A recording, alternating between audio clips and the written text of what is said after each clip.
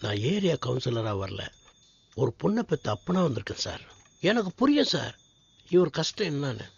நைட்டோட நைட்டு அந்த பொண்ணை கடத்திருக்கேன் சார். பச்சடி போடு. போதும் போதும். சொல்லுங்க. எங்க பொண்ணுக்கு இதுல கொஞ்சம் கூட இஷ்டம் இல்லை சார். வலுக்கட்டாயமா கூட்டு போயிருக்கான் சார். அந்த பையன் பேர்ல ஒரு கம்ப்ளைண்ட் எடுத்துறோம்.